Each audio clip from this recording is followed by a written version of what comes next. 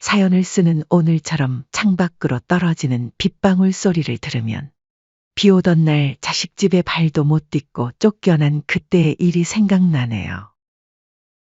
반지하 단칸방에서 보낸 수십 년의 세월 동안 남편은 늘 제게 미안해했어요. 영자야, 좋은 집 하나 못 사준 게 늘 미안해. 라고 말하곤 했죠. 하지만 저는 괜찮았어요. 남편과 함께라면 어디든 행복할 수 있다고 생각했으니까요. 저는 16살 때부터 남의 집 식모살이를 시작했어요.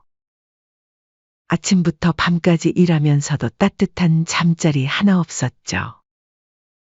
차가운 마루에서 밤새 떨다가 새벽이면 다시 일어나 부엌으로 향하는 게 일상이었어요. 그때 저는 늘 꿈꿨답니다. 언젠가는 나도 따뜻하고 환한 집에서 살 수 있겠지. 하고요. 25세 남편을 만났을 때도 우리는 가진 게 없었어요. 허름한 반지하 단칸방에서 시작한 신혼살림. 장마철이면 습기 차는 벽지가 떨어지고 천장에서는 물방울이 뚝뚝 떨어졌죠. 그래도 저희는 행복했어요. 남편은 매일 아침 영자야, 조금만 더 참고 나중에는 꼭 좋은 집으로 이사 가자. 라고 약속했거든요. 하지만 세월은 그리 녹록지 않았어요. IMF가 터지면서 남편이 다니던 회사가 망했고 그 후로는 식당 일도 하고 장사도 해보았지만 늘 제자리였죠. 그래도 남편은 포기하지 않았어요. 밤늦게까지 일하고 돌아와서도 통장을 보며 이제 조금만 더 모으면 될 것 같아. 라고 말하곤 했습니다. 하지만 행복한 날도 잠시. 불행은 예고 없이 찾아왔죠. 어느 날 갑자기 남편이 쓰러졌어요. 간암 말기. 시간이 얼마 남지 않았다는 의사 선생님의 말씀에 저는 하늘이 무너지는 것 같았죠. 하지만 남편은 오히려 저를 위로했어요. 영자야, 괜찮아. 내가 마지막 선물 하나 준비해뒀으니까. 그리고 며칠 뒤 남편은 떨리는 손으로 한 장의 서류를 내밀었어요. 신축 아파트 분양 계약서였어요. 남편이 그동안 모아둔 전 재산으로 계약한 8억짜리 아파트. 제 이름으로 된 그 서류를 보는 순간 눈물이 멈추지 않았습니다. 영자야, 미안해. 더 좋은 걸로 해주지 못해서. 그래도 이제 우리 마누라 좋은 집에서 살게 되겠네. 병실에 누워있는 남편은 그렇게 웃어 보였어요. 여보, 이런 거 하지 말지. 제가 울먹이며 말하자 남편은 제 손을 꼭 잡았죠. 평생 고생만 시킨 마누라한테 이거 하나는 해주고 싶었어. 이제 좋은 집에서 살아, 당신. 대신 내 말 꼭 잘 들어. 아들에게 주지 말고 여보 혼자 살아. 그게 남편의 마지막 말이었어요. 아파트에 처음 들어섰을 때 그 느낌을 저는 평생 잊지 못할 거예요. 햇살이 가득 들어오는 넓은 거실, 반짝이는 시스템 키친, 따뜻한 온돌. 모든 게 꿈만 같았죠. 베란다에 서서 멀리 보이는 도시 풍경을 바라볼 때면 마치 제가 하늘에 떠 있는 것처럼 느껴졌어요. 매일 아침 창문을 열면서 저는 남편에게 이야기를 했어요. 여보, 당신 덕분에 나도 이제 이런 곳에서 살아요. 고마워요. 창가에 작은 화분도 놓고 벽에는 우리 부부의 사진도 걸었죠. 조금씩이지만 이곳을 저만의 공간으로 만들어가는 게 행복했어요. 하지만 그 행복도 잠시였어요.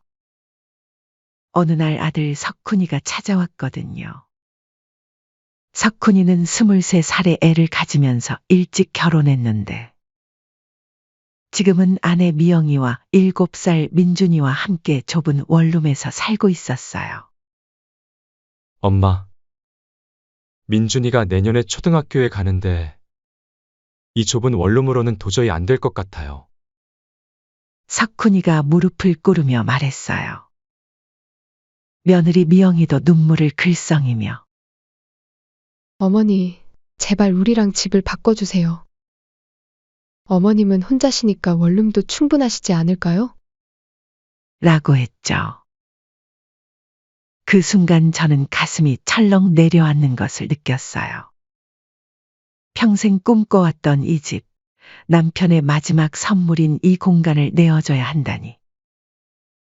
하지만 손주 민준이와 아들의 앞날을 생각하니 차마 거절할 수 없었어요. 결국 저는 고개를 끄덕였습니다. 알았어. 그렇게 하자꾸나. 그렇게 말하는 제 눈에서는 뜨거운 눈물이 흘러내렸어요. 창밖으로 보이는 하늘을 바라보며 저는 남편에게 속으로 말했죠. 여보, 미안해요. 당신이 그토록 애써 마련해준 집인데, 그래도 자식이 잘 되는 게 보기에 좋지 않겠어요? 이사를 하던 날 마지막으로 거실의 창문을 열어보았어요. 따스한 햇살이 제 얼굴을 비추었죠. 그 햇살 속에서 저는 남편의 마지막 미소를 떠올렸어요. 과연 이게 옳은 선택일까? 그때는 미처 알지 못했답니다. 제가 앞으로 얼마나 힘든 시간을 보내게 될지를. 그렇게 원룸으로 이사한 첫날, 저는 밤새 잠을 이루지 못했어요. 좁은 창문으로 비치는 가로등 불빛이 너무나 낯설었거든요. 아파트에서는 늘 달빛이 환하게 비쳤는데 이곳에서는 맞은편 건물 그림자에 가려 달빛조차 제대로 들지 않았죠. 괜찮아. 아들을 위해서라면. 저는 그렇게 스스로를 위로하며 잠을 청했어요. 하지만 원룸 생활은 제가 생각했던 것보다 훨씬 더 힘들었어요. 장마철이 되자 벽지가 눅눅해지기 시작했고 곳곳에서 곰팡이가 피어났죠. 비가 많이 오는 날이면 창틀로 물이 새어 들어와 수건으로 닦아내기 일쑤였어요. 마치 제가 젊었을 때 살던 그 반지하로 돌아간 것만 같았죠. 어머니, 이번 주말에 민준이 학원 상담이 있어서요. 다음에 오세요. 어머니, 오늘은 제가 친구들이랑 약속이 있어서. 어머님, 민준이가 지금 공부하고 있어서 방해되실 것 같아요. 아들네 집에 가보려 해도 며느리는 늘 이런저런 핑계를 대며 저를 막았어요. 처음에는 바쁜가 보다 싶었는데 점점 그것이 핑계라는 걸 알게 되었죠. 현관 앞에서 들리는 민준이의 웃음소리, TV 보는 소리. 그들은 분명 집에 있는데도 저를 피하고 있었던 거예요. 석훈아, 엄마가 잠깐 들러도 될까? 엄마? 저희 지금 나가려던 참인데 다음에 오세요. 아들마저도 점점 저를 피하기 시작했어요. 전에는 일주일에 한 번은 꼭 들르던 석훈이었는데 이제는 한 달에 한 번 보기도 힘들어졌죠. 명절에 잠깐 얼굴을 비추는 게 전부였어요. 더 서운했던 건 따로 있었어요. 어느 날 아파트 단지 앞을 지나다가 우연히 며느리를 마주쳤는데 민준이의 손을 잡고 있던 며느리가 저를 보자마자 서둘러 발걸음을 돌리는 거예요. 민준아, 할머니다. 제가 반갑게 부르자 며느리는 민준이를 안고 서둘러 엘리베이터에 올라탔어요. 닫히는 문 틈으로 민준이가 저를 빤히 쳐다보던 모습이 아직도 눈에 선합니다. 어머님, 왜 자꾸 불쑥불쑥 찾아오시는 거예요? 며느리의 그 말은 정말 가슴에 비수가 되어 꽂혔어요. 제가 언제부터 손주한테 이렇게 낯선 사람이 되어버린 걸까요? 그저 사랑하는 손주 얼굴 한번 보고 싶었을 뿐인데. 시간이 흐를수록 원룸은 더욱 음침해져만 갔어요. 밤이면 복도 끝에서 들리는 발자국 소리에 가슴이 덜컥 내려앉곤 했죠. 혼자 사는 노인을 노린다는 빈집털이 뉴스를 볼 때마다 불안해서 잠을 이룰 수가 없었어요. 그러던 어느 날 밤, 제가 그토록 두려워하던 일이 일어나고 말았답니다. 찰컥. 한밤중에 들린 현관문 소리에 눈을 떴어요. 분명 잠금 장치를 했는데 누군가가 문을 열려고 하는 소리였죠. 공포에 질려 이불 속에서 떨고 있는데 쇠소리가 나더니 문이 열리는 소리가 들렸어요. 도둑이 들어온 거였죠. 누구세요? 여기 사람이 있어요. 겨우 이 말을 내뱉었는데 그림자가 휙 하고 사라졌어요. 한참을 덜덜 떨다가 겨우 경찰에 신고를 했죠. 다행히 도둑은 아무것도 가져가지 못했지만 그날 이후로 저는 잠을 이루지 못했어요.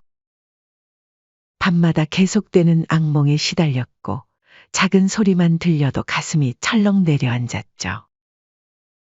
떨리는 마음으로 아들에게 전화를 걸었어요. 석훈아, 엄마가 며칠만 너희 집에서 지내면 안 될까? 하지만 돌아온 건 차가운 대답뿐이었죠. 엄마, 사정은 알겠는데 별일 없었잖아요. 우리도 지금 너무 바빠요. 와이프도 힘들어하고. 전화기 너머로 들리는 며느리의 한숨 소리가 제 가슴을 후벼 팠어요. 결국 저는 그날 밤 비를 맞으며 아들네 아파트로 향했어요. 한밤중이었지만 너무 무서워서 더는 원룸에 있을 수가 없었거든요. 떨리는 손으로 초인종을 눌렀죠. 석훈아, 엄마가 너무 무서워서 그래. 하지만 돌아온 건 며느리의 차가운 목소리였어요. 어머니, 이런 시간에 오시면 안 돼요. 민준이도 자고 있고. 제발 돌아가세요. 문은 열리지 않았고 저는 한밤중에 비를 맞으며 그 자리에 한참을 서 있어야 했습니다. 빗속에서 들려오는 며느리의 말이 계속 머릿속을 맴돌았어요. 돌아가세요. 돌아가세요. 그런데 돌아갈 곳이 어디 있나요? 평생 모은 돈으로 장만한 아파트는 아들 가족에게 내어주었고 이제는 그 아들마저 저를 외면하고 있었으니까요. 복도 끝에서 불어오는 찬바람에 온몸이 떨렸어요. 빗물에 젖은 옷은 몸에 달라붙었고 발걸음은 자꾸만 휘청거렸죠. 그날 있었던 일은 제 가슴에 비수가 되어 꽂혔어요. 제가 언제부터 이렇게 버림받은 사람이 되어버린 걸까요? 남편이 그토록 아끼며 마련해준 보금자리를 내어준 것도 모자라 이제는 문전박대를 당하고 있었죠. 빗물인지 눈물인지 모를 것이 뺨을 타고 흘러내렸어요. 그날 밤 저는 처음으로 제 선택을 후회했어요. 아니, 어쩌면 후회를 넘어서 분노가 차올랐는지도 모르겠어요. 남편의 유산인 그 아파트를 내어준 것이 제 삶을 통째로 내어준 걸지도 모른다는 생각이 들었거든요. 주체할 수 없는 서러움과 배신감이 가슴속에서 끌어올랐어요. 이제서야 남편이 아파트를 줄 때 아들에게 주지 말라고 신신당부한지 알 것 같더군요. 빗속을 걸어 원룸으로 돌아오는 길, 저는 마음속으로 결심했답니다. 이제는 더 이상 참지 않을 거야. 남편이 저를 위해 마련해준 그 소중한 선물을 이제는 되찾아야겠다고요. 그날 밤에 일이 있고 나서 저는 한동안 아무것도 할 수 없었어요. 며칠을 알아눕고 말았죠. 고열에 시달리면서도 혼자서 끙끙 앓았답니다. 병원에 가야 하나 망설이다가 결국 119를 불렀어요. 응급실에서 의사 선생님이 물으시더군요.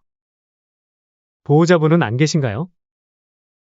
아, 네. 혼자 살아요. 이 나이에 혼자 계시면 위험합니다. 자녀분은 안 계신가요? 있어요. 있긴 한데, 말끝을 흐리는데 누군가가 제 이름을 부르더군요. 영자야. 아이고, 이게 무슨 일이야?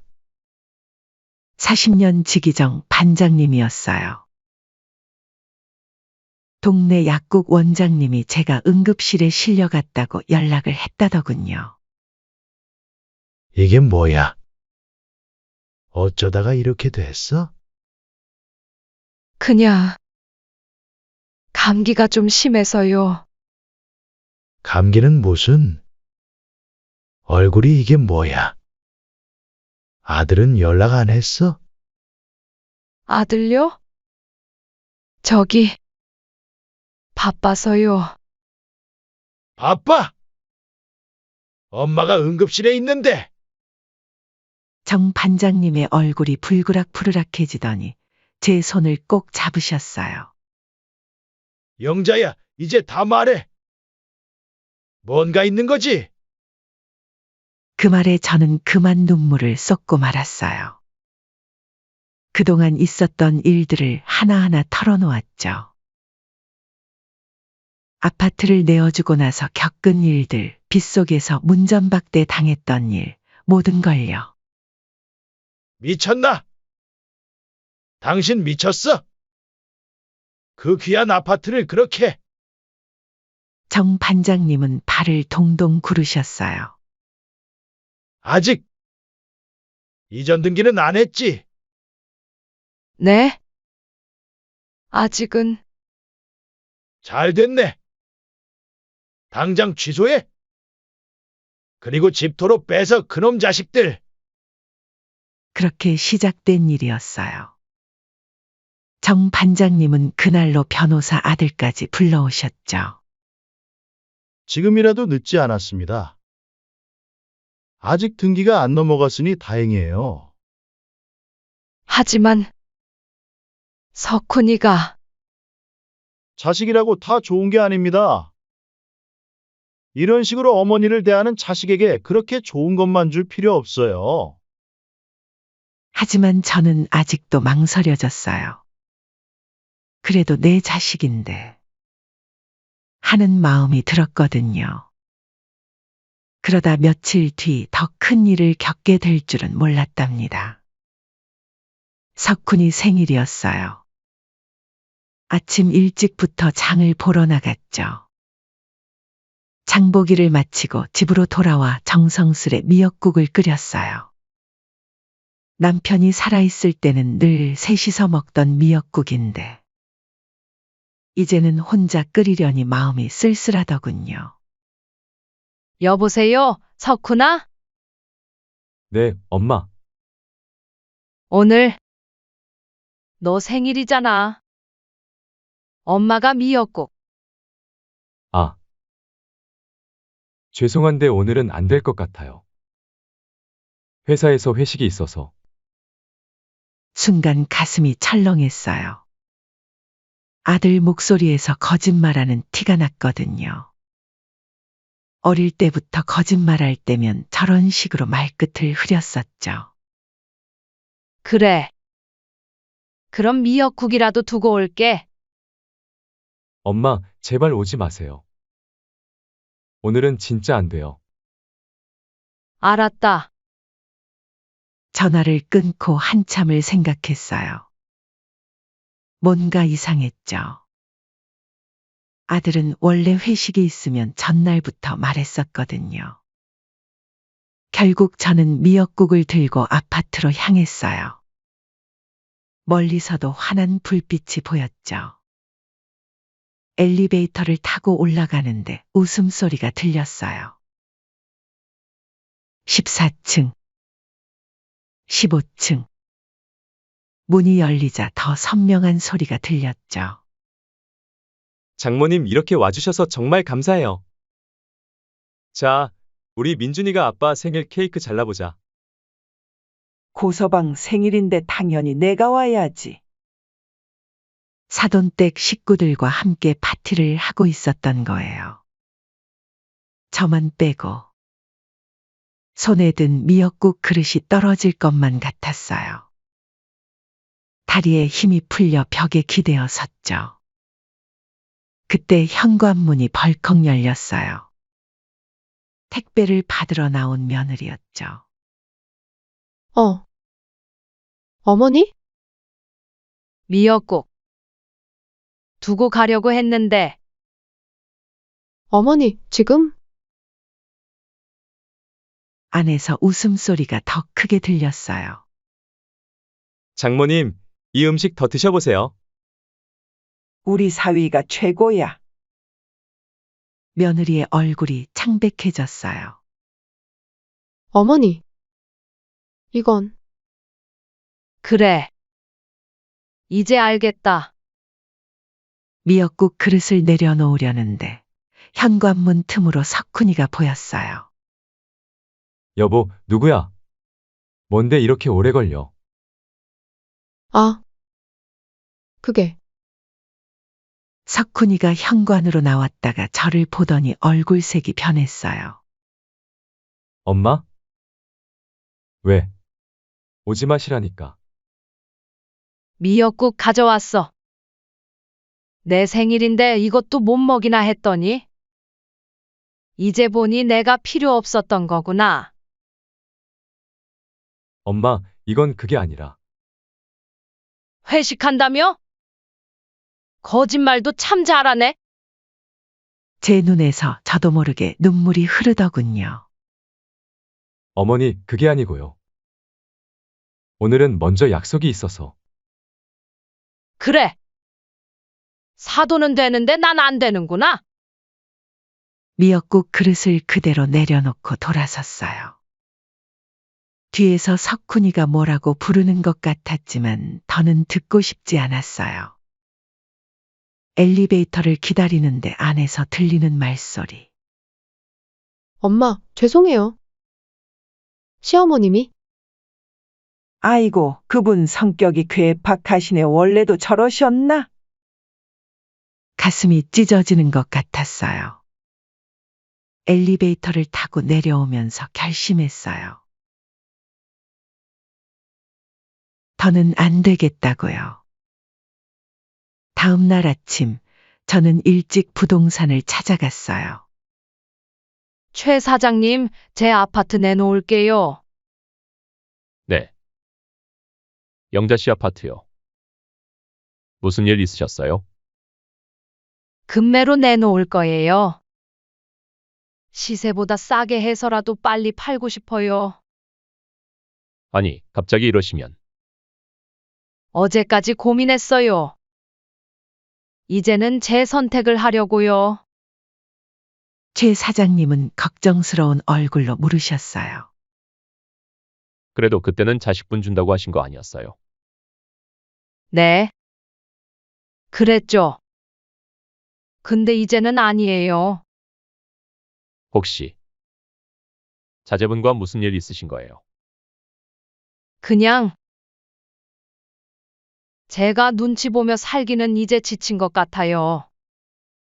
그날부터 집을 보러 오는 사람들이 줄을 이었어요. 금매의 소식이 퍼지자 문에 전화가 쏟아졌죠. 하루 만에 10명도 넘는 사람들이 집을 보러 왔어요. 둘째 날 오후 한 부부가 특히 관심을 보였어요. 어머니, 정말 좋은 집이에요. 저희가 당장 계약하고 싶은데. 그러시다면 계약금은 내일 아침 일찍 입금해 드리겠습니다. 계약서를 작성하려는 그때였어요.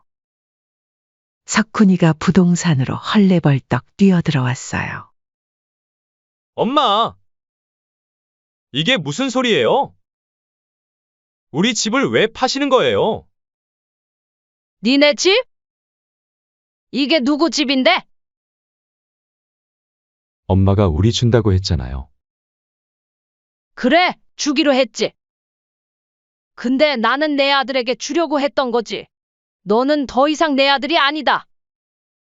나도 이제 내 인생도 살 거야. 석훈이가 무릎을 꿇었어요. 엄마. 제발요. 민준이 학교도 여기고. 우리가 잘못했어요. 앞으로는 잘할게요. 잘못? 뭘 잘못했는데? 그동안 엄마를 너무 소홀히 했어요. 제가 불효자였어요. 그제서야 알았니? 내 생일날 미역국도 못 먹이게 하고 네 엄마를 문전박대하는 불효자식은 더 이상 내 자식이 아니다. 석훈이의 얼굴이 하얗게 변했어요. 엄마. 그거 다 봤어. 다 들었어. 사돈들이랑 다 모여서 즐겁게 지내는 거. 나만 빼고. 내가 그렇게 부끄러운 존재였니? 그때 며느리도 부동산으로 들어왔어요. 어머니, 저희가 큰 잘못을 했네요. 용서해 주세요. 용서? 그날 밤 빗속에서 떨고 있는 날 문전박대할 때는 그런 생각 없었잖니? 그때는 제가 너무 이기적이었어요. 이제 와서 무릎 꿇어봤자 소용없어. 계약은 다 끝났어? 최 사장님이 곤란한 표정으로 끼어드셨어요. 이미 계약금 입금 약속도 했고. 전세 자금이라도 좀 주시면. 며느리가 애원했어요. 그건 안 돼. 난 여수에 집을 구했어. 여수요. 석훈이가 놀란 눈으로 쳐다봤어요. 그래, 바다가 보이는 예쁜 집. 내가 평생 꿈꾸던 집이야. 정 반장님이 부동산으로 들어오셨어요. 영자야, 서류 다 준비됐. 아니, 이게 누구야? 정 반장님. 아, 이게 그 배은망덕한 아들하고 며느리구나. 석훈이가 정 반장님께도 굽실거렸어요. 너가 그러고도 자식이냐? 너희 어머니가 얼마나 서러웠는지 알기나 해? 정 반장님의 호통에 아들 부부는 고개를 들지 못했어요. 혼자 사는 어머니를 이런 곳에 처박아 두고 그것도 모자라 문전박대를 하고 그러고도 자식이라고 할 수 있어? 며느리가 울면서 말했어요.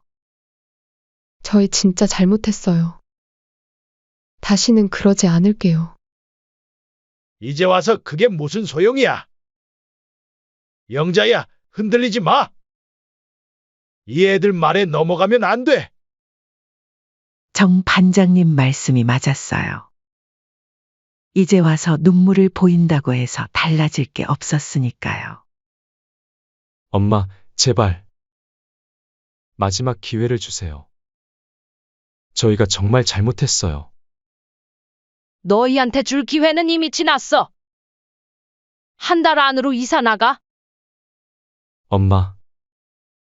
우리 보고 어디로 가라는 거예요? 그건 나도 몰라. 너희가 날 내쫓았을 때 난 어디로 갈게? 석훈이는 그 자리에 주저앉고 말았어요. 며느리는 계속해서 애원했죠. 어머니, 민준이 학교는 어떡하고. 그건 내가 알아서 해. 난 더 이상 너희 걱정할 필요 없으니까. 정 반장님이 서류를 들고 오셨어요. 자, 영자야. 이제 계약서만 쓰면 돼. 엄마. 제발. 석훈이가 다시 한번 울부짖었어요. 이제 그만해. 너무 늦었어.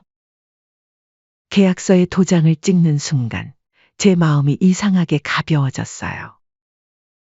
그동안 짊어지고 있던 무거운 짐을 내려놓은 것 같달까요.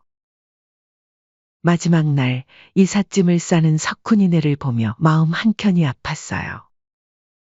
그래도 내 자식인데 하는 생각이 들었죠. 하지만 이제는 돌이킬 수 없었어요. 어머니, 저희가 이렇게 될 줄은 몰랐어요. 며느리가 마지막으로 찾아왔어요. 나도 몰랐다. 내가 이런 대접을 받을 줄은. 저희가 너무 이기적이었죠. 이제 와서 그런 말해도 소용없어. 너네가 흘리는 눈물은 악어의 눈물이다. 며느리는 눈물을 흘리며 돌아섰어요. 문턱을 넘어가는 며느리를 보며 문득 생각났어요. 그날 밤 제가 빗속에서 떨며 서 있을 때의 일이. 이제 저는 새로운 시작을 하려고 해요. 여수의 작은 주택에서 제 인생을 새롭게 써내려 가려고요. 더 이상은 누구에게도 제 행복을 양보하지 않을 거예요. 정 반장님 말씀처럼 이제는 제 인생을 살아야 할 때예요. 뒤돌아보지 않고 후회하지 않고 당당하게 살아갈 거예요. 남편이 그토록 바라던 것처럼요. 석훈이네가 이사 가는 날, 저는 창밖으로 보이는 하늘을 바라보며 생각했어요. 이제야 진정한 자유를 얻은 것 같다고요. 더 이상 구차하게 자식 눈치 보며 살지 않아도 된다는 해방감이 가슴 가득 차올랐어요. 이제는 정말 내 삶을 살 수 있겠네요, 여보. 하늘에 계신 남편에게 마지막 인사를 건넸어요. 이제 저는 새로운 길을 걸어갈 거예요. 누구의 엄마가 아닌 그저 제 자신으로서의 삶을 살아갈 거예요. 그렇게 여수로 내려온 지도 벌써 몇 달이 훌쩍 지났어요. 아침마다 창문을 열면 푸른 바다가 보이는 이곳에서 저는 매일 새로운 행복을 발견하고 있답니다. 영자 씨, 오늘도 일찍 나오셨네요. 네. 아침 바다가 너무 예쁘잖아요. 아파트 돈으로 산 이 집은 비록 크진 않지만 마당이 있어서 좋아요. 꽃도 심고 작은 텃밭도 가꾸면서 소소한 즐거움을 누리고 있죠. 아침이면 이웃 할머니들과 바닷가를 걸으며 이야기꽃을 피우고, 저녁이면 마당에 앉아 별을 보며 차 한 잔 마시는 것이 일상이 되었어요. 여보, 이제야 저도 제대로 된 제 삶을 살고 있네요. 며칠 전에는 정 반장님이 놀러 오셨어요. 영자야, 너 얼굴이 달라졌다. 네? 그래요? 그래, 훨씬 환해졌어. 웃음도 많아지고. 정 반장님 말씀처럼 요즘 제 얼굴에는 웃음이 가득하답니다. 더 이상 눈치 보며 살지 않아도 되니까요. 여수에서 만난 이웃들은 제 사연을 듣고 모두들 제 선택을 지지해 주었어요. 참 잘하셨어요. 자식이 그럴 수는 없죠. 우리도 나이 들면 당당하게 살아야 해요. 석훈이네는 시외곽의 다세대 주택으로 이사 갔다고 해요. 가끔 안부 전화가 오지만 저는 더 이상 마음이 흔들리지 않아요. 제 선택이 옳았다는 걸 날이 갈수록 더 확신하게 되니까요. 마당에는 제가 좋아하는 장미도 피고 방울토마토도 열렸어요. 남편이 살아계셨다면 얼마나 좋아하셨을까 하는 생각도 들지만 이제는 그리움보다는 감사함이 더 크게 느껴져요. 여보, 덕분에 이렇게 좋은 곳에서 살게 됐네요. 고마워요. 바닷가 산책을 마치고 돌아오는 길, 저는 매일 시장에 들러요. 신선한 생선도 사고 제철 과일도 사면서 이웃들과 정을 나누게 되었죠. 시장 상인들과도 이제는 모두 친구가 되었어요. 어머님, 오늘은 고등어가 참 좋아요. 영자 씨, 이 딸기 맛보고 가세요. 이렇게 따뜻한 정이 오가는 삶. 제가 그토록 바라던 거였는데 이제야 찾았네요. 지난주에는 동네 노인대학에도 등록했어요. 노래교실도 다니면서 새로운 즐거움을 찾아가고 있답니다. 처음으로 제 자신을 위한 시간을 갖게 된 거예요. 영자 씨는 노래를 참 잘 부르시네요. 아이고, 부끄럽네요. 가끔은 손주 민준이 생각이 나기도 해요. 하지만 그것도 잠시. 이제는 제 행복이 더 소중하다는 걸 알게 되었으니까요. 할머니들끼리 제주도 여행 한번 가볼까요? 좋지요. 우리 이제 우리 인생 즐기면서 살아야죠. 내일은 이웃 할머니들과 제주도 여행을 가기로 했어요. 평생 처음 가보는 제주도. 설렘이 가득하네요. 이렇게 하루하루를 살다 보니 문득 깨달았어요. 행복은 멀리 있는 게 아니었다는 걸요. 그저 제가 선택하지 못했을 뿐. 이제는 알아요. 제 인생의 주인공은 바로 저라는 걸.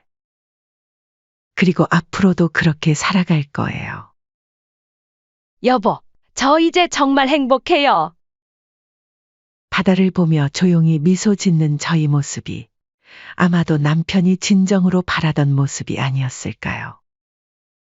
제 사연은 여기까지입니다. 지금 와서 돌이켜보면 남편이 아들에게 주지 말라고 신신당부하던 약속을 깨고 아들에게 줬었던 제가 너무나도 어리석었다는 생각이 들어요.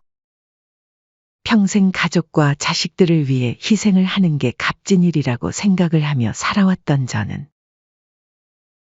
여수로 내려와 새 삶을 살게 된 후로 너무나 행복한 하루를 보내고 있답니다. 여러분은 저와 같은 실수를 하지 않았으면 해요. 자식도 중요하지만 제 자신이 더 중요하답니다. 여러분은 어떻게 생각하시는지 댓글로 남겨주세요. 오늘도 행복한 하루 되시고 늘 건강하시길 바랄게요. 감사합니다.